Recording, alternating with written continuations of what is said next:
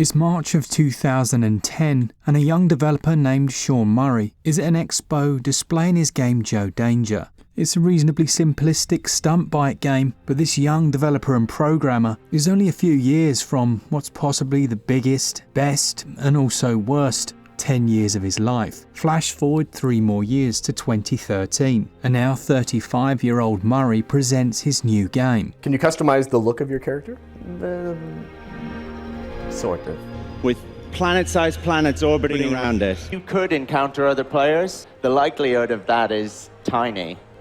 Well, normally what you would do is you would hack into this. He speaks of vast open worlds, online multiplayer from launch, and demos a trailer that leaves people stunned. If this world truly is as he says, it will be revolutionary, not only in terms of its technology, but the scope and magnitude of what it has to offer. They could literally change the industry. And then things go quiet. 3 years pass and the community wonders where this game is. Why hasn't it launched yet? Murray pushes back, delaying it by a few months, but inevitably releasing in 2016. It doesn't take long for videos popping up online discussing the various things which were promised for day one, which just simply aren't in the game. Online multiplayer doesn't exist. The ability to construct and customize bases, perhaps even more anticipated than multiplayer, that also simply didn't exist yet. Creature diversity. When Sean was in an interview, he spoke of how the creatures would react not only to one another but to the player, even down to their distance from the sun being affected by the amount of water that was available on the planet. Within those early trailers and conversations, there was also talk of huge diversity of spaceships taking part in space battles and a vast trade and economy system. None of it existed. What also didn't exist at that time? The Nintendo Switch. Rather, we had the Wii U, 4 years into its life, sales lackluster, and struggling to draw in any crowds, even the staunch Nintendo fan. Flash forward a year and a few months and the Nintendo Switch releases. There's skepticism about the lack of power in the Tegra chipset that Nintendo have opted to go for, although clearly taking a punt on a unique design, using hardware that essentially was going cheap with the relatively lackluster production of the Tegra Shield devices. It would be half a decade later that we get an announcement that no one expects on the Nintendo Switch. No Man's Sky is being released on the tiny hybrid console. And although the Switch build released without many of the features available on other platforms, things like online multiplayer, the amount that was left intact was impressive. You could still fly freely between planets.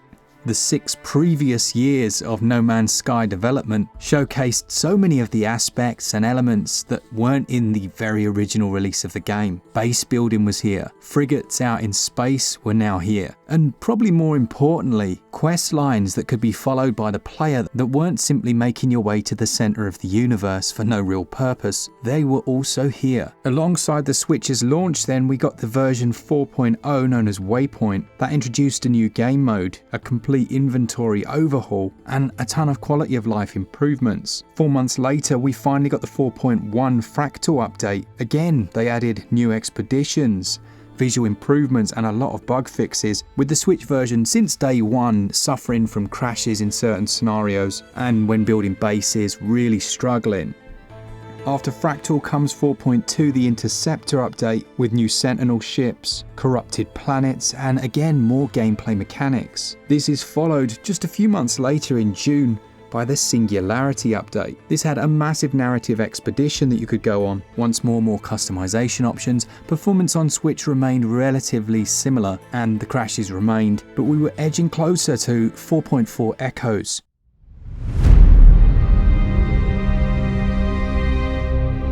This was a major update for the Nintendo Switch, chiefly because they introduced FSR 2.0. FSR stands for Fidelity FX Super Resolution, and it's a temporal upscaling technology developed by AMD and is chiefly designed to not only improve or maintain visual quality, but increase performance. Basically, you can take a lower resolution image, use intelligent upscaling, and produce an image that's much better than the hardware would otherwise be able to cope with at native resolution. It had a profound effect on the visual quality of the Switch build. They were also able to improve performance performance in some areas, mostly maintaining 30 frames per second but still having some hitches and stutters, which is to be expected in a game of this magnitude. After Echoes came Leviathan in October of 23. Again, more content, completely free of charge, and more gameplay elements.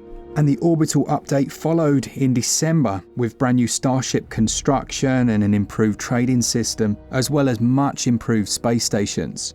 3 months later, we had the Adrift update with essentially more of what they had continued to add: ships, gameplay mechanic fixes, and community expeditions. And I think most people at this point felt that No Man's Sky and Hello Games, and certainly Sean Murray, had redeemed themselves. In fact, they've gone way beyond redemption. But then they announced this. With every update, we just want to surprise.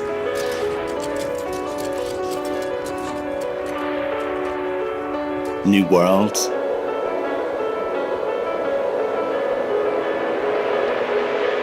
New gameplay.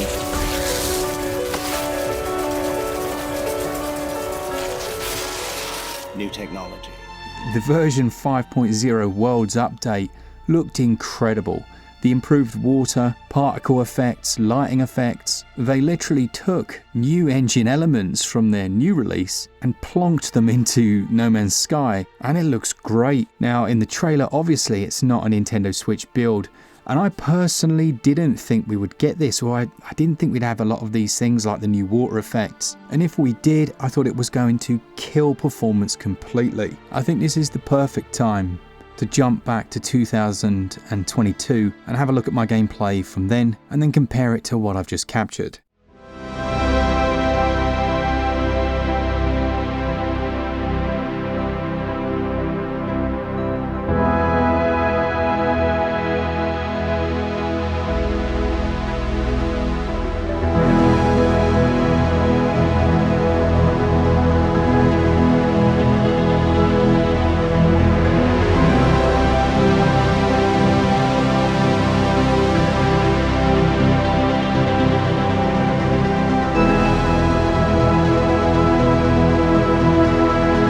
He's only gone and done it, hasn't he?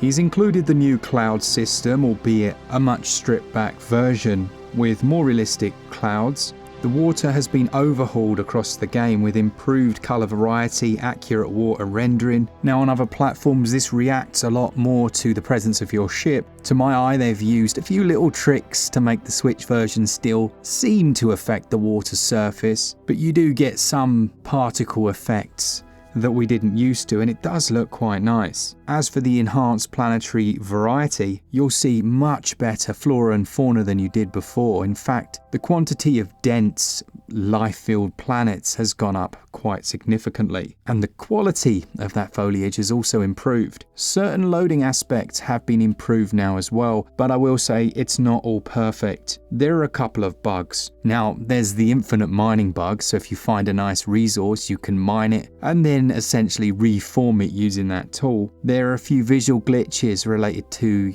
gunfire. You might get these square artifacts around. The biggest is the performance, and this was the one I was most worried about. I do think certain aspects, and on some planets you'll see a bigger performance hit than you did originally, but I can see just by eyeballing some of these scenes, you're looking at around about 23-25 frames per second, certainly if you're looking at base building elements. But the improved visuals and the fact that it can hit 30 at all is impressive. The good aspects here are things like the mining. They're much better. Before you'd get stutters and loads in that, it's much more responsive when carving out the terrain. Obviously the visuals I've mentioned in the water, the particle effects are improved and that foliage, and then compared to the version that I reviewed on day one, you've got entirely new game modes that just didn't exist before, and you never had to pay a single penny towards any of that. As I said before, it's more than a redemption arc. It's seriously one of the most impressive releases in the last decade. Whether we take what Sean Murray says with a pinch of salt in the future or not, you can certainly say he is a man of his word. The Switch version, while not perfect and still suffering from the occasional crash if you push it too hard, has no right to be as good as it is on the Nintendo Switch hardware. It's a more enjoyable game than it was when it launched, and if they can get multiplayer running on Switch, that truly will be the icing on the cake. It gets a revised 2024 review score on SwitchUp of 89%. So there we go, I hope you enjoyed that. I really wanted to make that video for quite some time, but I'm glad I waited, because it feels like this 5.0 Worlds update, and actually we're now up to 5.2 with 5.3 about to be released. It's the reason I made the All Patched Up series, so it just felt like having its own dedicated episode for that and an improved score, etc. It was like a worthwhile thing to do. I can't wait for people to explore this universe we've made with fresh eyes. Let me know in the comments if you enjoyed this one, if you've played No Man's Sky since the update, and also it'd be a good place to list any Nintendo Switch issues that you're facing, because I'm sure, well, maybe, I don't know, Hello Games may check this episode out. Thanks to our Patreons, our members, all of you that enjoy the content, and as always, for all things Switch, all the time, keep it Switch up. Cheers, guys. See ya!